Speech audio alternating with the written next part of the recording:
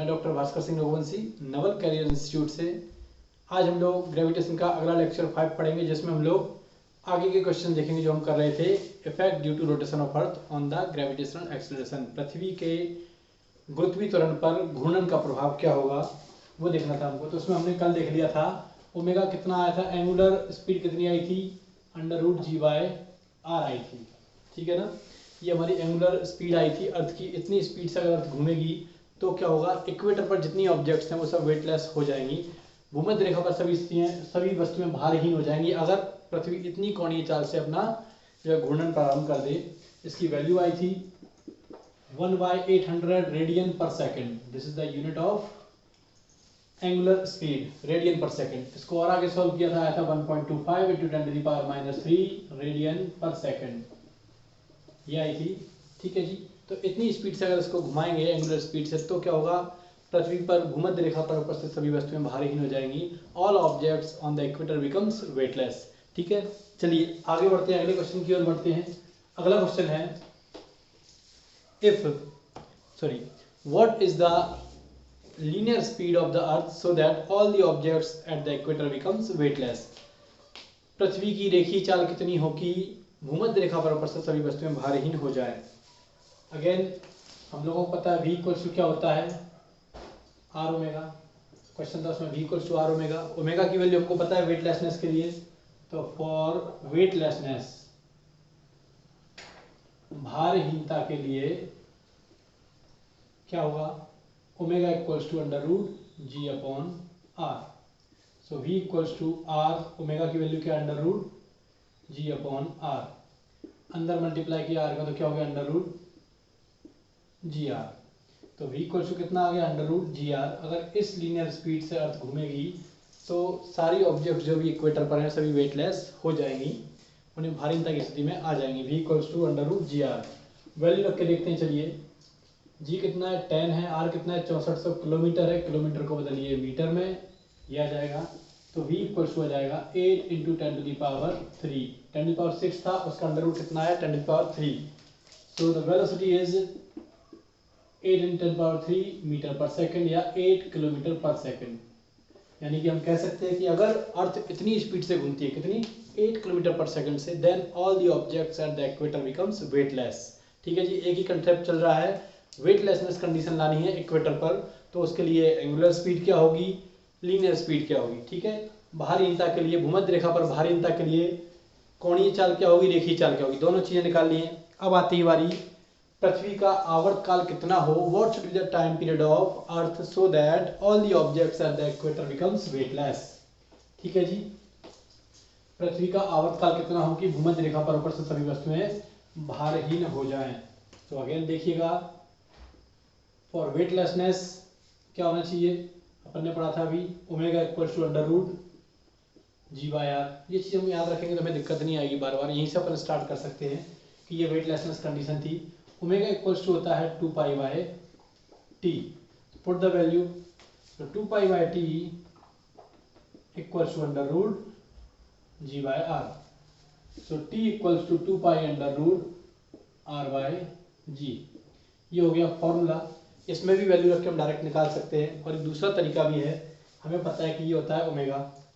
Since omega equals to 2π/t, so t equals to 2π/ओमेगा। Weightlessness के लिए omega की वैल्यू क्या है, भारहीनता के लिए ओमेगा की वैल्यू 1/800। तो 2π/1/800, ये ऊपर जाएगा तो हो जाएगा 1600 पाई सेकेंड। ये हो गया आवर्तकाल, यानी इसका आवर्तकाल 1600 पाई सेकंड अगर हो गया तो क्या होगा, भूमध्य रेखा पर सभी वस्तुएं भारहीन हो जाएंगी। All the objects at the equator becomes weightless. चलिए आगे देखते हैं, इसी की वैल्यू और आगे सॉल्व करते हैं। तो t इक्वल्स टू 1600 पाई/60 सेकंड में 60 से डिवाइड कर दिए तो मिनट में आएगा आंसर, और इसको सॉल्व करेंगे तो आपका आंसर आएगा लगभग 83 पॉइंट कुछ मिनट। जरूरी नहीं एग्जैक्ट निकालना है, एग्जैक्ट निकालने जब आए तो आप एग्जैक्ट वैल्यू रख दीजिए, 3.14 रखिए, डिवाइड करिए और सॉल्व कर दीजिए, तो लगभग 83.4 या 83.3 ऐसा आंसर आएगा इसका। तो that will be the time period of earth so that all the objects at the equator becomes weightless. ठीक है जी, ये चीज़ें होंगी। तो ये हो गया रोटेशन इफेक्ट। ठीक है जी। पृथ्वी के घूर्णन का प्रभाव किस तरह से पड़ा, किस तरह से जो है वेटलेसनेस कंडीशन आई, भारीता की स्थिति आई भूमध्य रेखा पर, ठीक है, ये हम सबने देख लिया। चलिए आगे बढ़ते हैं। चौथा टॉपिक था ड्यू टू शेप, पृथ्वी की आकृति। तो पृथ्वी की आकृति के कारण किस तरह से प्रभावित होता है गुरुत्वीय त्वरण, वो देख लेते हैं। तो देखिएगा पृथ्वी की आकृति थोड़ी सी कैसी है, ओवल शेप या चपटी बोल सकते हैं, ठीक है जी, टोटली राउंड नहीं है। यह है हमारा क्या, पोल है, उत्तरी ध्रुव दक्षिणी ध्रुव, north pole south pole, and this is the equator, भूमध्य रेखा, ठीक है जी, ये भूमध्य रेखा हुई। तो अगर अपन देखें ये रेडियस है सेंटर से सरकमफेरेंस तक यानी परिधि तक, यहाँ से ये रेडियस है आर पोल, तो आर ई आर पोल यानी आर इक्वेटर आर पोल, ठीक है जी। भूमध्य रेखा पर ये त्रिज्या है और ध्रुवों पर ये है। आप डायग्राम से देख रहे होंगे कि R E greater than R P, P for pole यानी ध्रुव, तो ये कंडीशन है। और आपको पता है जी प्रोपोर्शनल टू 1/r², क्योंकि are E greater than R P, ठीक है जी, इसलिए क्या होगा जी इक्वेटर लेस देन जी पोल, यानी कि पोल्स पर जो है गुरुत्वीय त्वरण का मान ज्यादा होता है एज कंपेयर टू इक्वेटर, ठीक है ना। ध्रुवों पर गुरुत्वीय त्वरण का मान ज्यादा होता है भूमध्य रेखा की तुलना में, क्योंकि ध्रुवों पर त्रिज्या कम होती है और भूमध्य रेखा पर ज्यादा होती है। तो इसका इफेक्ट इस तरह से पड़ेगा, ये कंडीशन आएगी, ठीक है। चलिए आगे बढ़ते हैं। आगे है next topic, intensity of gravitational field, गुरुत्वीय क्षेत्र की तीव्रता। हम पढ़ने जा रहे हैं गुरुत्वीय क्षेत्र की तीव्रता, इंटेंसिटी ऑफ ग्रेविटेशनल फील्ड, ठीक है जी। अगला टॉपिक है हमारा intensity of gravitational field. What is it?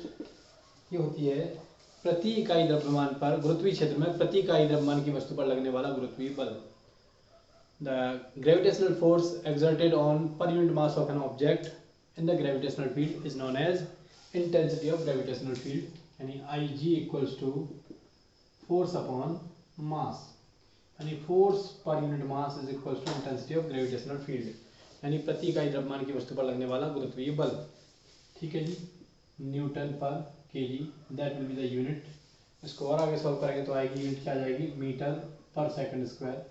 अगर इसमें देखें एक ऑब्जेक्ट मान लीजिए अर्थ की सतह पर रखी है, स्मॉल एम मास की ऑब्जेक्ट, ये अर्थ है, कैपिटल एम इसका मास है, distance between both the centres is capital R. So force क्या हो जाएगा इनके बीच में, कैपिटल हो जाएगा G capital M small M बटा आर स्क्वायर, ये कैपिटल एफ हो गया। सो आई जी कितना आएगा, I G equals to G capital M small M upon R square into small M, ये फॉर्मूले से स्मॉल एम भी रखा, एम से एम कट गया। So I G equals to क्या आ गया, जी एम बटा आर स्क्वायर। और अगर आपको फॉर्मूला याद हो तो ये अर्थ सरफेस पर ग्रेविटेशनल एक्सेलरेशन का फॉर्मूला होता है, गुरुत्वीय त्वरण का फॉर्मूला होता है। So intensity of gravitational field will be equals to gravitational acceleration, गुरुत्वीय क्षेत्र की तीव्रता गुरुत्वीय त्वरण के बराबर होती है, ठीक है जी। तो जिस तरह से गुरुत्वीय त्वरण के मान परिवर्तित हुए उसी तरीके से गुरुत्वीय क्षेत्र की तीव्रता भी परिवर्तित होगी। As the value of gravitational acceleration changes with respect to height, with respect to depth, due to rotation of Earth, due to size of या shape of Earth, shape of Earth के कारण जो भी changes आए G में, वो सारे changes intensity में भी आएंगे, because both are same, ठीक है जी। तो इस तरीके से ये intensity of gravitational field को हम लोग define कर सकते हैं। और अर्थ जो है कैसी है, सॉलिड नॉन कंडक्टिंग स्फीयर है, ठोस कुचालक गोला है, आर रेडियस का, सॉलिड है, नॉन कंडक्टिंग है, ठीक है जी। इस पे अगर अंदर वाले किसी पॉइंट पर, एक्स पॉइंट पर अगर इंटेंसिटी ऑफ ग्रेविटेशनल फील्ड निकालनी है, गुरुत्वीय क्षेत्र की तीव्रता फाइंड आउट करनी है, तो बिल्कुल जैसा हमने सॉलिड नॉन कंडक्टिंग स्फीयर पढ़ा था इलेक्ट्रोस्टैटिक्स में, वैसे ही यहाँ पर रहता है। तो यहाँ पर फॉर्मूला आएगा आई जी इक्वल टू अंदर की साइड जो आएगा माइनस जी m x upon r cube, ठीक है जी। माइनस साइन ये इंडिकेट करता है कि ग्रेविटेशनल इंटेंसिटी किधर होगी, टुवर्ड्स द सेंटर। जो गुरुत्वीय क्षेत्र की तीव्रता आएगी वो किधर आएगी, केंद्र की ओर आएगी। ठीक है जी। और यहीं पर एक गुरुत्वीय विभव का फॉर्मूला भी लिख लेते हैं, आगे पढ़ेंगे हम लोग क्या होता है। वी जी इक्वल्स होता है, वी जी इक्वल्स होगा माइनस जी m into 3r² minus x² upon 2r³। ये फॉर्मूला लगेगा गुरुत्वीय विभव के लिए, ग्रेविटेशनल पोटेंशियल के लिए। तो जैसे इलेक्ट्रोस्टैटिक्स में पढ़ा था हम लोगों ने k³ into 3r² minus x² upon 2r³, उसी तरीके से सेंटर पे x0 होगा तो पोटेंशियल कितना आएगा, सेंटर पे x0 तो इंटेंसिटी 0। तो पृथ्वी के केंद्र पर गुरुत्वीय क्षेत्र की तीव्रता 0 होती है। ठीक है जी। तो ये सारी चीज़ें इस फॉर्मूले से फाइंड आउट कर सकते हैं। हालांकि ये पीएटी जैसे सिलेबस में नहीं है, लेकिन आईसीआर में हो सकता है पूछ ली जाए ये चीज़ें को रिलेट करके, कहाँ से, इलेक्ट्रोस्टैटिक्स से। इसलिए अपन ने इस चीज़ को भी यहाँ पर नोट डाउन कर लिया है। तो फॉर्मूले याद रखिएगा, कभी आ जाए तो पूरा इलेक्ट्रोस्टैटिक में जैसे अपन ने सॉलिड नॉन कंडक्टिंग स्फीयर के लिए पढ़ा है, सेम उसी तरीके से फॉर्मूलों को यूज़ करना है। ठीक है जी। चलिए आगे बढ़ते हैं, छोटा सा क्वेश्चन लिख लेते हैं इंटेंसिटी ऑफ ग्रेविटेशनल फील्ड पर। क्वेश्चन है कि यदि एक वस्तु पर गुरुत्वीय क्षेत्र में 100 न्यूटन का बल लग रहा है और उस वस्तु का द्रव्यमान कितना है, 10 किलोग्राम है, तो गुरुत्वीय क्षेत्र की तीव्रता क्या होगी। Mass of an object is 10 kg, it is kept in the gravitational field and 100 newton gravitational force is acting on the object, then what will be the intensity of gravitational field. ठीक है जी। जब उस पर 100 Newton का force लगेगा 10 kilogram की वस्तु पर, तो गुरुत्वीय क्षेत्र की तीव्रता क्या होगी, ये हमको बताना है। तो I G equals to F upon M, 100/10 equals to 10 newton per K. G हमारी गुरुत्वीय क्षेत्र की तीव्रता आ जाएगी। इस तरीके से हम इसको सॉल्व कर सकते हैं इसके क्वेश्चनों को। तो देख लीजिएगा और क्वेश्चन कैसे आते हैं। ठीक है जी। चलिए आगे बढ़ते हम लोग ग्रेविटेशनल पोटेंशियल पर, गुरुत्वीय विभव पर बढ़ते हैं। ग्रेविटेशनल पोटेंशियल, गुरुत्वीय विभव, गुरुत्वीय विभव बोले हैं gravitational potential. What is it, तो कहेंगे किसी इकाई द्रव्यमान की वस्तु को अनंत से गुरुत्वीय क्षेत्र में किसी बिंदु तक लाने में किया गया कार्य गुरुत्वीय विभव कहलाता है। Work done to bring a unit mass object from infinity to certain point in the gravitational field is known as gravitational potential. ठीक है जी। तो ये रही हमारी अर्थ की रेंज, अर्थ की रेडियस है, ये सेंटर है, ये रेडियस है। मान लीजिए ग्रेविटेशनल फील्ड हमारी यहाँ पर है, यहाँ तक है। हम इनफाइनाइट से कोई पार्टिकल लेकर आए यूनिट मास का, उसको कहाँ तक लाए, यहाँ पे ले आए। मान लीजिए डिस्टेंस कितनी है, अर्थ सरफेस से है h। ठीक है जी। तो यहाँ से सेंटर से कितनी डिस्टेंस हो गई है, ये वाली डिस्टेंस स्मॉल r बराबर कैपिटल R प्लस h। ठीक है जी, ये हुई। तो यहाँ तक लाने में किया गया कार्य जो होगा वो कहलाएगा विभव, v इक्वल्स टू W/m। ये हो जाएगा विभव, यानी जूल पर केजी इसकी यूनिट हो जाएगी, जूल पर केजी। ठीक है जी। W equals to force to displacement, ये r डिस्टेंस है, यहाँ पर, यहाँ तक लाए हम इस पार्टिकल को। इनफाइनाइट पे कितना होता है विभव, 0 होता है, इनफाइनाइट डिस्टेंस पर 0 होता है। वहाँ से यहाँ तक लाए तो पोटेंशियल वैल्यू रखेंगे तो हमारा आंसर आएगा -gm/r। ये वैल्यू आएगी -gm/r, -g capital M upon small r। Small r की वैल्यू रख दीजिए, क्या है, r प्लस h। तो v equals to -gm/r plus h। ये आ गई ग्रेविटेशनल पोटेंशियल की वैल्यू एट h हाइट। हर जगह हाइट रहेगी, ये डिस्टेंस, ये हाइट है from the surface of earth, h height है, सेंटर से r प्लस h हो गया। At the surface of earth, at surface of अर्थ, पृथ्वी की सतह पर क्या होगा, h इक्वल्स टू 0। ठीक है जी। तो पृथ्वी की सतह पर h 0 होगा तो v इक्वल्स टू कितना आएगा, -gm/R। ठीक है जी। और एट इनफाइनाइट डिस्टेंस तो v कितना हो जाएगा, इनफाइनाइट डिस्टेंस पे 0। ये हो जाएगा मैक्सिमम, ये होगा मिनिमम। यानी पृथ्वी की सतह पर गुरुत्वीय विभव का मान न्यूनतम होता है -gm/r, यानी कि नेगेटिव होता है। The value of gravitational potential is minimum at the earth surface, that is negative, minimum मतलब नेगेटिव में रहेगा। एंड एट इनफाइनाइट डिस्टेंस, अनंत दूरी पर, ये इनफाइनाइट कहाँ मिलेगा, जीरो कहाँ मिलेगा, एट इनफाइनाइट डिस्टेंस, एवं अनंत दूरी पर गुरुत्वीय विभव का मान अधिकतम अर्थात शून्य होता है। And at maximum distance, infinite distance, जैसे मैक्सिमम डिस्टेंस बोल रहे हैं, at infinite distance value of gravitational potential will be maximum, that is zero. तो मिनिमम वैल्यू होती है माइनस में और मैक्सिमम वैल्यू होती है जीरो में, मतलब इसकी वैल्यू पॉजिटिव में नहीं आती। तो ग्रेविटेशनल पोटेंशियल को ऐसे याद रखिएगा कि इसकी वैल्यू हमेशा मैक्सिमम कितनी रहेगी, जीरो, और मिनिमम कितनी रहेगी, माइनस में। और अर्थ सरफेस पर ग्रेविटेशनल पोटेंशियल हमेशा नेगेटिव आएगा। ठीक है जी। चलिए, यानी ये कह सकते हैं हम कि पृथ्वी की सतह पर ऋणात्मक है गुरुत्वीय विभव, अर्थ सरफेस पर ग्रेविटेशनल पोटेंशियल नेगेटिव है। और जैसे जैसे हम सरफेस से ऊपर जाएंगे, as we moving from earth surface to above at some height, then gravitational potential will be increases. तो गुरुत्वीय विभव क्या होगा, वो बढ़ेगा और अनंत दूरी पर जाकर अधिकतम हो जाएगा। And eight infinite distance it becomes it becomes maximum, that is zero, यानी मैक्सिमम वैल्यू जीरो है। याद रखिएगा सारी चीजें ये। चलिए आगे बढ़ते हैं। तो इसमें जब भी क्वेश्चन आए आप आराम से कर सकते हैं। ग्रेविटेशनल पोटेंशियल पे क्वेश्चन कैसे आते हैं, मान लिया क्वेश्चन देखते हैं, two same masses are kept at r distance. ठीक है जी, दो m मास के पार्टिकल हैं, two particles of mass m are kept at r distance from each other. दो m द्रव्यमान के कण एक दूसरे से r दूरी पर रखे गए हैं। तो इनके बीचों बीच वाले बिंदु पर गुरुत्वीय विभव का मान होगा। Then what will be the gravitational potential at middle point या mid point of these two masses? तो क्या करेंगे, ग्रेविटेशनल पोटेंशियल निकालना है ड्यू टू दिस वन, दोनों के कारण निकालना है। तो V at O equals to minus ji M upon distance कितनी जाएगी यहाँ से, ये r/2, ये r/2, तो r/2 एक के कारण, फिर प्लस माइनस जी एम बटा स्मॉल एम दिया तो स्मॉल एम ले लो, कैपिटल एम दिया तो कैपिटल एम ले लो, स्मॉल एम ले लो यहाँ पर r/2, so minus two G M बटा R, minus two G M बटा R, so our answer will be minus 4 GM बटा आर। ये हो जाएगा ओ पॉइंट पर ग्रेविटेशनल पोटेंशियल, बिंदु ओ पर गुरुत्वीय विभव कितना जाएगा, माइनस 4 GM बटा आर। इस तरह से पूछा जाता है ग्रेविटेशनल पोटेंशियल कितना होता है।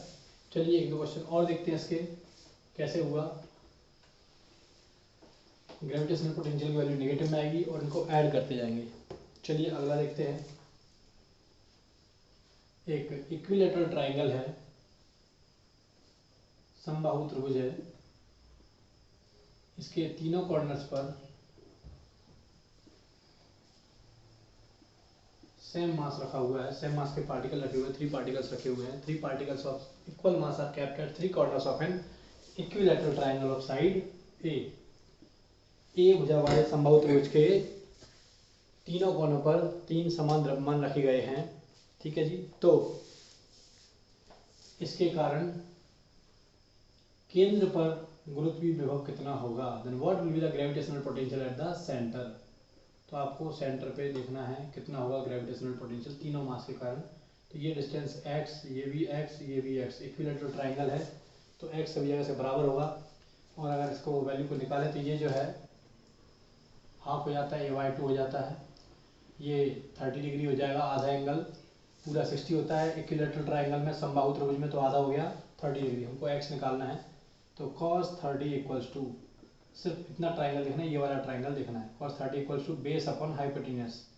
तो बेस कितना है, a/2, यहाँ तक की डिस्टेंस देखनी है, इस ट्राइंगल में देखना है, अपॉन हाइपोटेन्यूज क्या है, आधार बटा कर्ण है, तो आधार कितना है, कर्ण कितना है x, cos 30 की वैल्यू होती है √3/2 इक्वल्स टू a/2x, 2 से 2 कैंसिल, तो x इक्वल टू कितना आ गया, a/√3।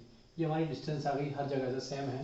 तो चलिए अब पोटेंशियल निकालते हैं, इस पॉइंट ओ पर सेंटर पे निकालते हैं। सेंटर पे मान लिया ओ पॉइंट है ये, तो यहाँ पे निकालते हैं, एक के कारण, दूसरे के कारण, तीसरे के कारण।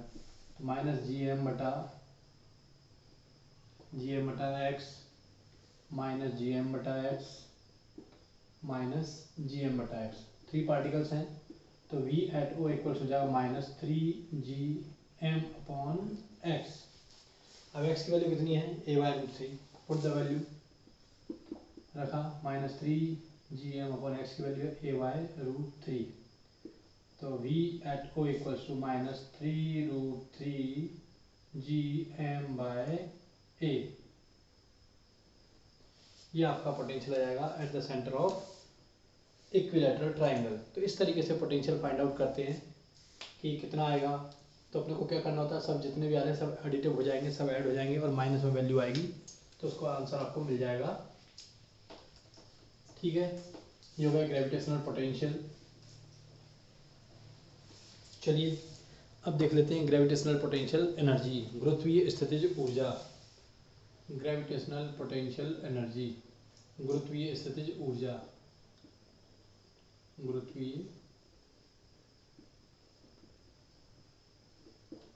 स्थितिज ऊर्जा U।